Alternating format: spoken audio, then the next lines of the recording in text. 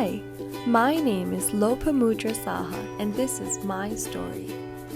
Growing up, I was always the loudest, most talkative kid in class, and frequently got yelled at by my teachers for it.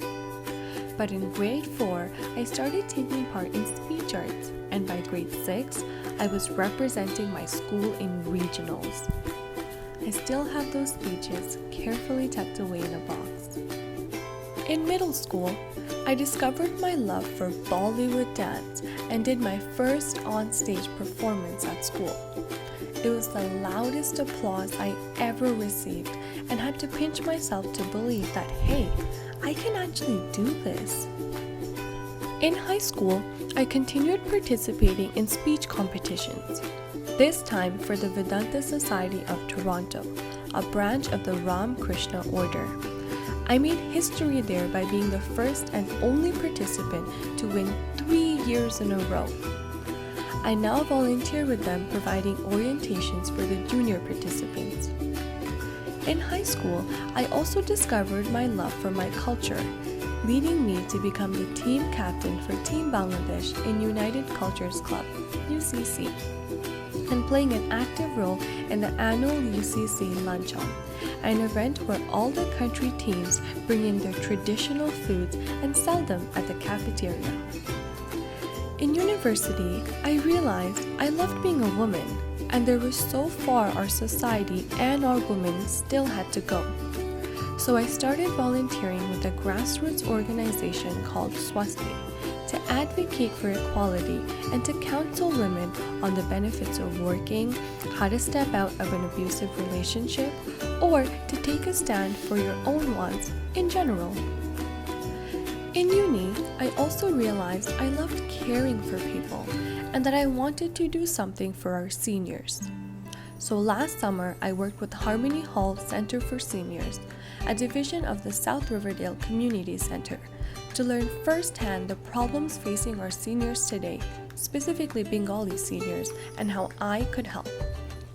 I realized many desperately needed physical activity incorporated into their lifestyle, but found it too boring. So I set up a fun dance and yoga program where my students could laugh so much that they wouldn't realize they were actually working out as well. I also learned the food served at our monthly workshops and cultural events wasn't the most healthy. But when I spoke to our caterer, she said, "If I make it healthy, it won't taste good." So being nowhere close to a chef, I still took it upon myself to search up delicious, healthy recipes and found some great ones. Not only did the members like them, some even requested the recipes to make at home. This summer, I realized I've always loved children, but have never really done anything for them. So I worked with the Ministry of Education's EQAO department and provided my insight into how the institution can help teachers, students, and parents feel more comfortable about the test. Our communications team decided to make a video about where the public could have access to past tests, additional information, and the test structure, which I personally played a part in. To see the video, click on the link in the application.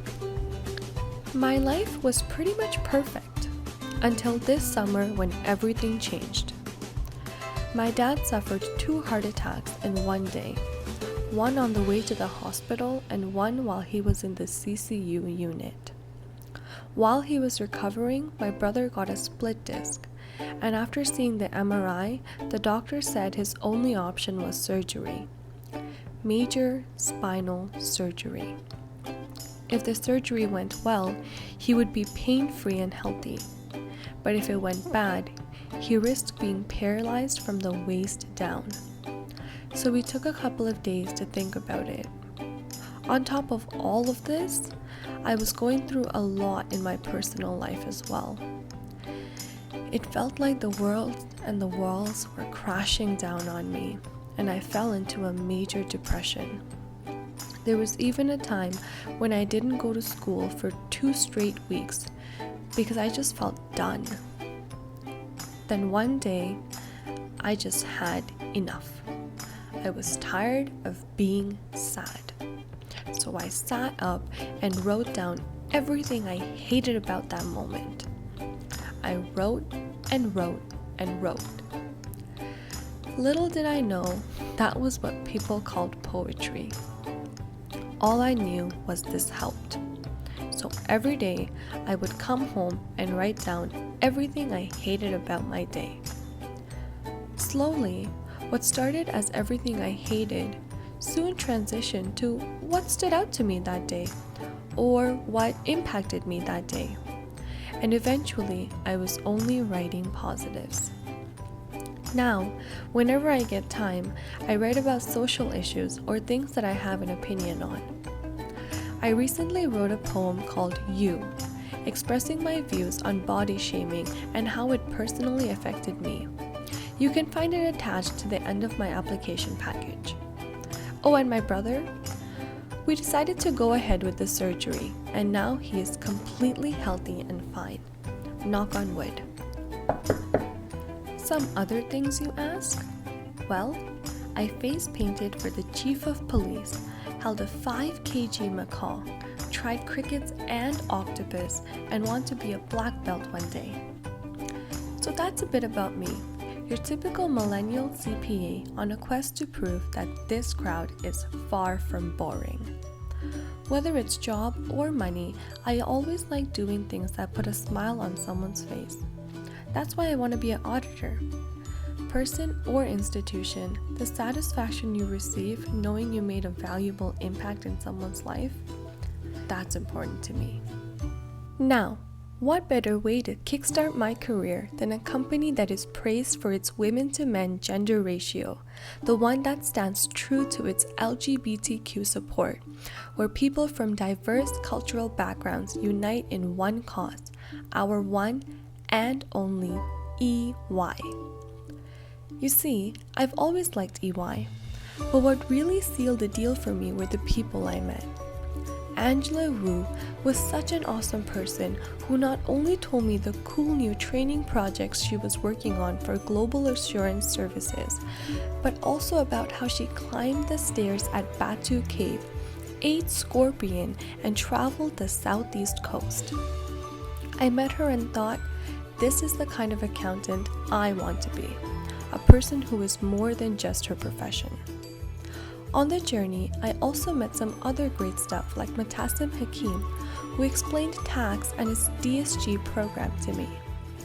He seemed so passionate about his career, and it really showed that he genuinely cared and appreciated the organization. His loyalty was something I really admired because it spoke vividly about how much the company makes you consider it home and its people, family. So that's a little bit about me and why I want to join EY. Cheers!